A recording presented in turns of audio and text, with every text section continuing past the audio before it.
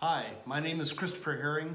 I'm the president of American Education Advantage, and I would like to speak with you a little more about the interview process that typical questions a school may ask you, and that's something we can help prepare you for by giving a mock interview. And I'm going to give you a few questions and explain what type of answers that an interviewer in America may be looking for, as well as someone who may interview you at the U.S. Embassy.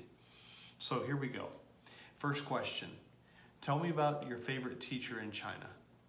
And when you tell me about this teacher, I want you to give me a few sentences that very simply describes this teacher and why you admire this teacher. For example, my teacher is Mr. Lee, and Mr. Lee is obviously well educated. He knows what he's talking about. I like his style of pacing the subject matter in the classroom. He puts the points very clearly on the chalkboard or on the screen in front of the class. And then he very patiently and kindly works through the subject matter, making sure to repeat things so that we understand the lesson. So there's an example of me telling about my teacher, Mr. Lee, and why I admire him, why I like him as my subject matter. And oh, by the way, he teaches math. And he's a very gifted math teacher. And I enjoy that class a great deal. Number two, tell me about your favorite American TV show. Surely you can 90210, Gomer Pyle. Now I'm aging myself, right? The Simpsons, South Park. You name the TV show, any show. It can be a comedy, it can be a cartoon, a drama, but do you have a favorite American TV show? I've spoken with many people in China who have told me that they learned English well because they watch American TV a lot and they catch the body language. So tell me about your favorite American show. Why is it meaningful to you? For example, there's an old show called MASH, and it's about guys that work in an army hospital on the battlefield and in South Korea. And the dialogue between them is very sarcastic, crude sometimes, but it's a humor that people of many different ages and even backgrounds can understand in America. So I enjoy many things about that TV show.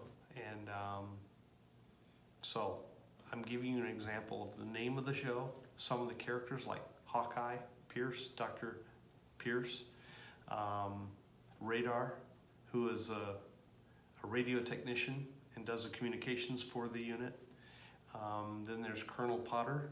And anyway, I enjoy their sense of humor as they're living through wartime conditions, and yet they try to make the best of it. So you see that in the place they live. They've really personalized their little cabin that they live in so that it has little vestiges or things that remind them of home.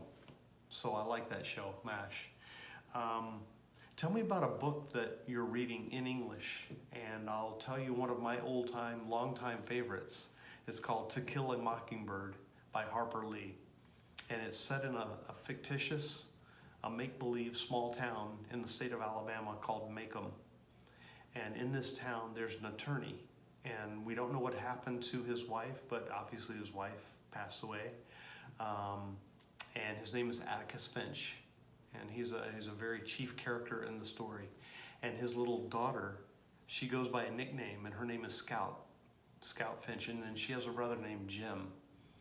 And the story revolves around the fact that here's this respected attorney, a lawyer, and he is asked by the judge to take a hard case.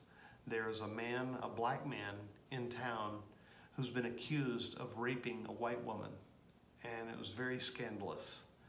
And so Atticus takes this case knowing that many of the townspeople are going to resent him taking and defending this black man for doing such a heinous thing as raping a white woman. Anyway, it's a very well told story, well written story, and I can understand the characters, the setting, the Deep South back in the Depression time, back in the 20s and 30s, and here's Atticus Finch, who obviously makes a decent living and makes more money as an income per year than anyone else in his little society in his town. And so there are many reasons why the local townspeople resent Atticus. He's a good man.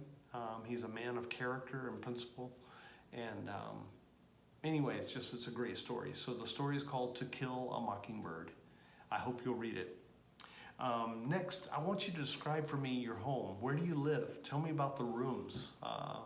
Like the wall behind me is painted kind of a light brown or off-white.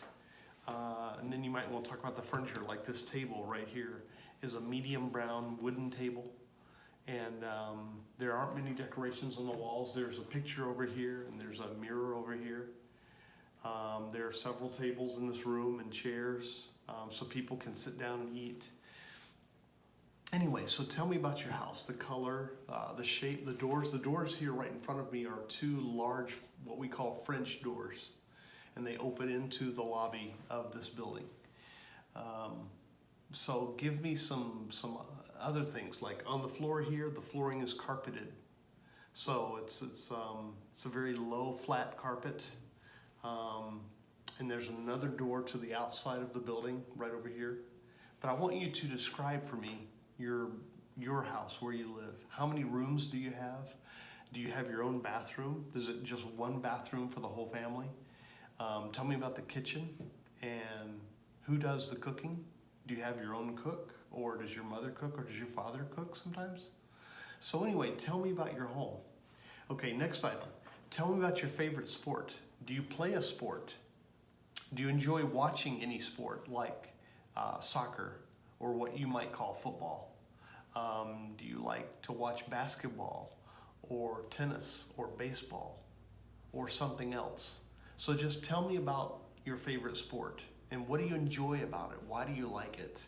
Okay? I grew up playing and I love football, American football. And I enjoy the skills, I enjoy the strategy, how a team, 11 players on one side, 11 players on defense, and how the coach has to orchestrate things to be effective, either at moving the ball down the field or stopping the offense. So I can tell you a lot about American football, and something I still watch from time to time. Next item, do you have a pet?